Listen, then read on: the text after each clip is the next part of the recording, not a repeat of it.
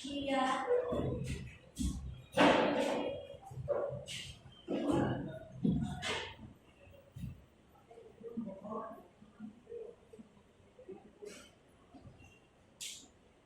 Maraming salamat sa inyo lahat. Ngayon, babasahin natin. Ang guro ay mapagaan dahil nagbibigay siya ng mga strategiya kung paano niya ginagawa o nagtuturo sa kanyang mga estudyante. Facilitator, sa English, sa Tagalog ito ay tagagabay. Ngayon, syempre ang guro, ginagabay tayo sa mga lahat ng ginagawa. At sa pangalawang kagulang dahil sa ating bahay may una tayong mga magulang dito, yung mga tuturuan ng mga magulang. Dahil pag nandito tayo sa loob ng paaralan, ginagabay tayo or pinakita ng ating mga guro na sila yung pangalawang magulang natin. At panghuli ay syempre, ang guro ay tinutulungan tayo pag may nararamdaman tayo o nagkakasakit tayo, syempre ginagabayan tayo at tinutulungan tayo ng ating guro. Ngayon, may mga ideya na ba kayo kung ano ang ating tatalakayin ngayong araw? Mamaya, malalaman niyo kung ano ang ating tatalakayin. Ngayon, ang ating paksa ay namagatang pagkatuto integratibo. So, para sa inyo, ano yung pagkatuto integratibo sa inyo? O ano yung ang naisip niyo kung naririnig niyo pag-integratibo? So, yung kumbaga, yung sa pinakauna o kabutan na pinalakay ay pagkatutong interaktibo. Kumbaga, ito yung interaktibo, yung pagiging pag-kombinasyon, paghalubilo, at iba pa. Pero dito sa interaktibo, dito yung ginagawa na isang guro ng mga iba't ibang mga graphic organizer o mga aktibidad para sa mga estudyante. Or para malaman ng isang guro kung ano yung iba pa mga naisip ng isang estudyante. So, una, papakita ko muna natin ang ating naisip ngayong araw. Basahin sabay-sabay. Pagkatapos ng aralin na ito, ang mga mag-aaral ay inaasahang naunawaan ang kahulugan ng pagkatutong integratibo na isa-isa ang mga halimbawa ng mga uri ng pagkatutong integratibo at nakabubuo ng isang graphic organizer gamit ang iba't ibang uri ng pagkatutong integratibo. Ngayon, mag-umpisa tayo sa unang pagkatutong integratibo at ito yung story mapping. Desiree, pwede mo parang basahin ang kahulugan? Story mapping. Ito ay paraan upang ipakita ang tagpuan, tauhan, tulad ng pangyayari, solusyon at konklusyon. Maraming salamat.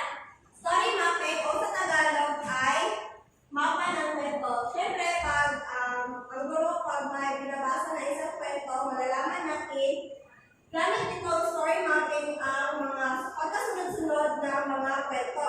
Halimbawa na lamang ay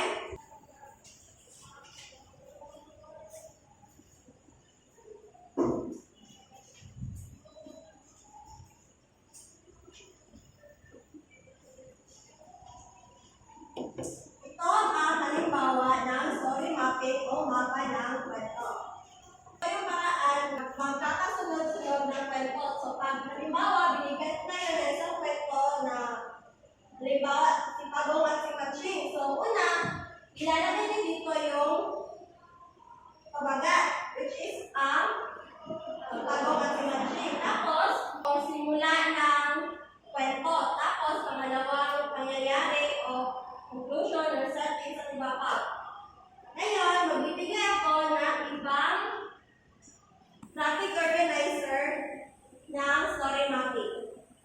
Halimbawa na lamang ganito.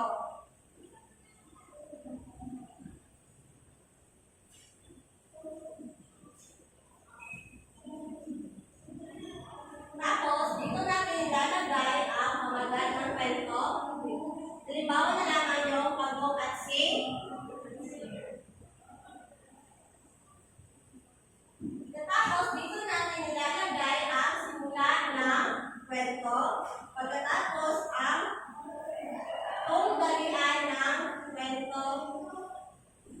Pagkatapos, kasukdulan at karanasan. Naintindihan ba? Ngayon,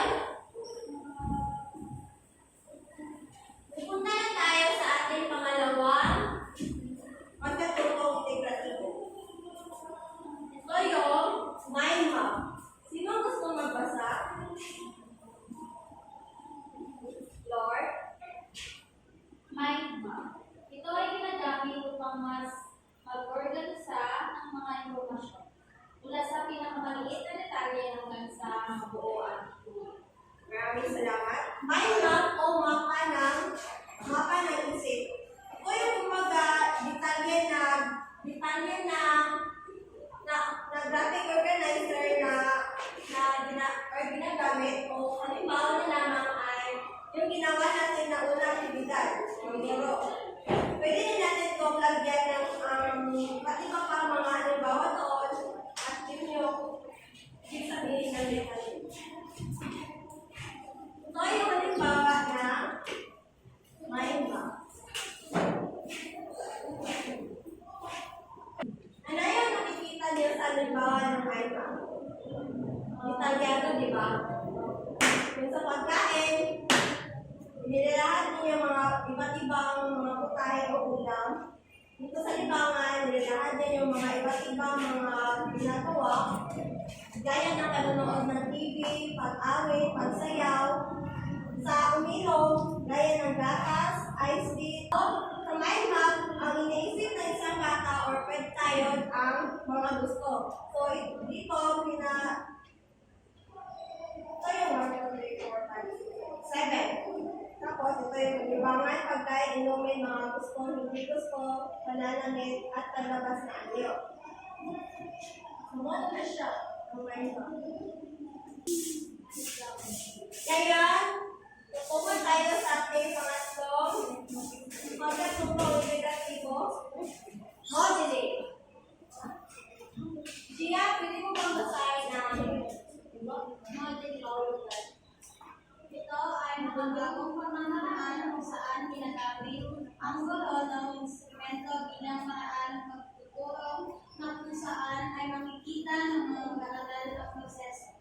Kapanin kung ano ang kinakailangan para sa guro. Maraming salamat. Modeling, ito yung sa isang guro. So, syempre, pag may gusto pinapakita na isang halimbawa isang guro, dahil po pinapakita niya kay sa ng sa kapi or sa libra, dahil po kay bigyan niya mapakita, di ba? So, dapat pinapakita na niya as a model or pinademonstrate niya. Kung ano siya ang modeling.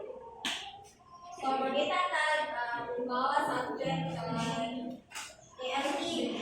So, sa theory na subject, kaya mag-bake. So, dahil bukay ka ng ilo na teacher na ka na, ingon na niya mga method, mga direction na natin. Siyempre, ako lang siya, kaya motivator siya, una mo demonstrate na topic. So, muna siya ang modeling. Ngayon, tutungan na tayo sa ating pang-apat. Diagram. Jade, pwede mo bang basahin ang kahulugan? Diagram, isang simbolo na nakahandog upang maunawaan ang isang impormasyon. Ngayon, may iba't ibang klase ng diagram. Ito yung Venn diagram. Alam mo ba nito ba? Alam naman natin yung Venn diagram. Fishbone diagram at spider web diagram.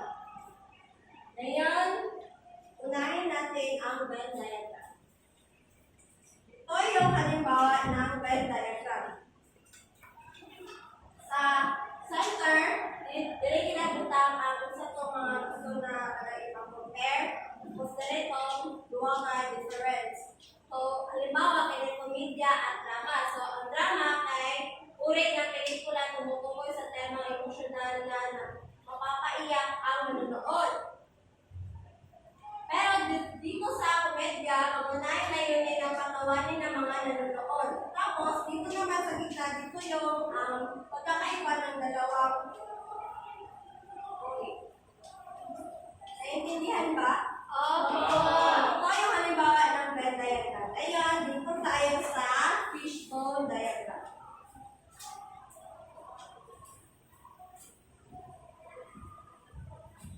Ano yung nakikita niyo sa fishbone diagram? Isda. So, fishbone diagram. So, money siya ang fishbone diagram. Dito sa pinaka-head sa isda, kay money ang ibutang mo na title. Tapos, dili mo sa part sa kanagtuloy sa mga sa mga bukong, kaya dili mo ginabutang ang mga kaigo, tapos ay ano man ako na siya mga ticket na ginabutang sa mga isa.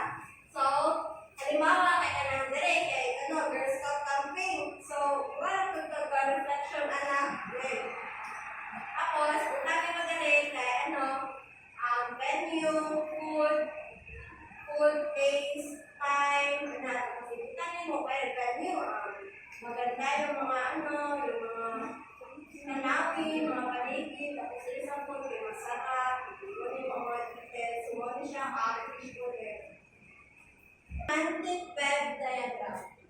So, mura na ni siya ganun, di ba? Katising ka sa unang katong spider web diagram katong ibabuan dito sa ang meaning sa katong picture. Mura na siya po ni siya ginani mind map, pero mas detailed siya.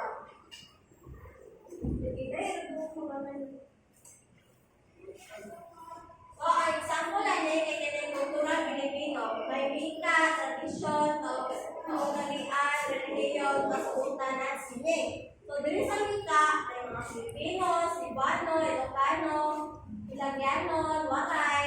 Dito sa sining, sayaw, pagpinta, pagguhit, musika, at dito sa kasuutan, may jacket. Tagin na din siya.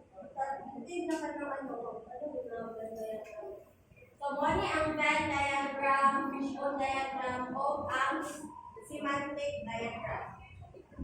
Uli, ano nga ba ang ating pang-apat na pagkatutong integratibo? Story mapping, mind map, modeling, diagram. So, para sa inyo, ano yung mas anad mo or sa iyo na namin ninyo na ginagawa ng graphic organizer?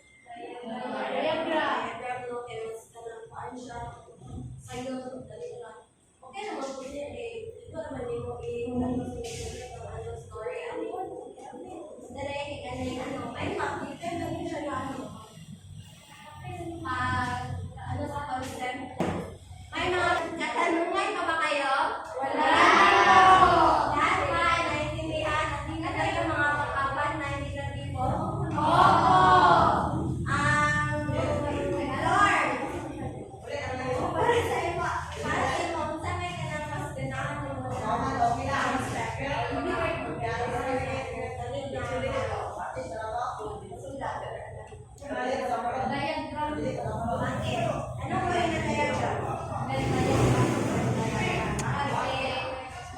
Mas madali mo siyang maintindihan kung may kukumpara mo siya, pag-ibigyan mo siya ng